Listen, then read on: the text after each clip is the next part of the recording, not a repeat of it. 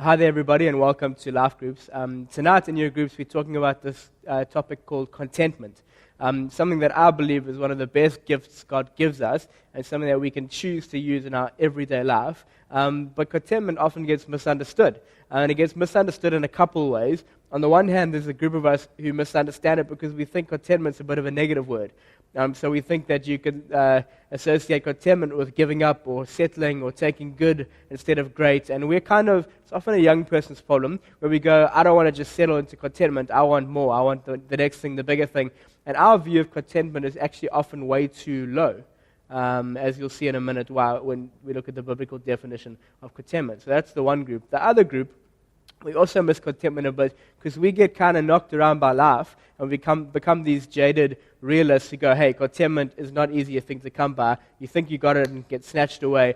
And contentment is kind of this far away, out of reach, I wish I had it, but contentment is kind of reserved for, people who meditating day and night or barefoot hippies, or when you're dead, maybe you'll be content. And to be honest, both of these groups, I find myself in both of them sometimes, both of us miss what contentment actually is. The Bible tells us that contentment is both something to be aspired to, it's something to aim at because it's a good thing, and it's also a choice. So if I read from Philippians chapter 4, where Paul's writing, this is what he says. I've learned to be content whatever the circumstances. I know what it is to be in need, and I know what it is to have plenty. I have learned the secret of being content in any and every situation, whether well-fed or hungry, whether living in plenty or in want. I can do all this through Him, Jesus, who gives me strength. What Paul is saying here is contentment is not something that just happens to us.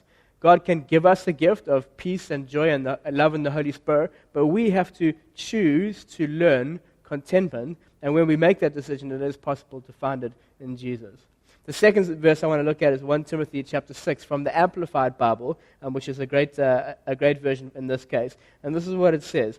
Godliness accompanied with contentment, bracket, the contentment which is a sense of inward sufficiency.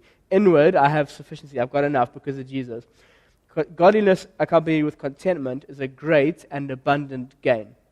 Now we know that Paul has learned contentment, but here we see him actually putting it into these words. Contentment is something that is almost as high as godliness. He puts it in the same sentence. Godliness with contentment is a great spiritual gain. Now the reason Paul isn't wanting to encourage us so much to go, contentment is something you can choose and learn, and contentment is something you can aspire to, is this.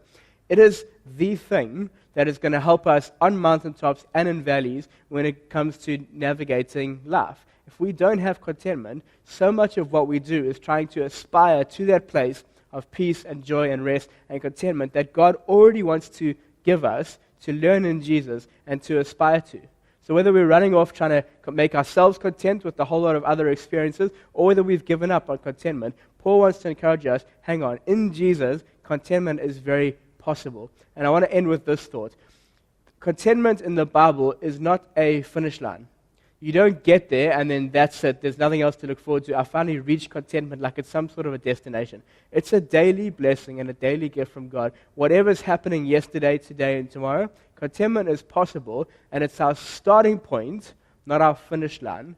Our starting point of which we can love families well, where we can work hard, where we can rest well, where we can actually be effective for the gospel and sharing our faith and in reaching people for Jesus. Those who have contentment have an incredibly full and blessed life. And those who spend their time belittling it or looking too low or thinking that it's out of reach are often spending their lives in this feeling of limbo. We don't want that for this church. We want people going, contentment is possible.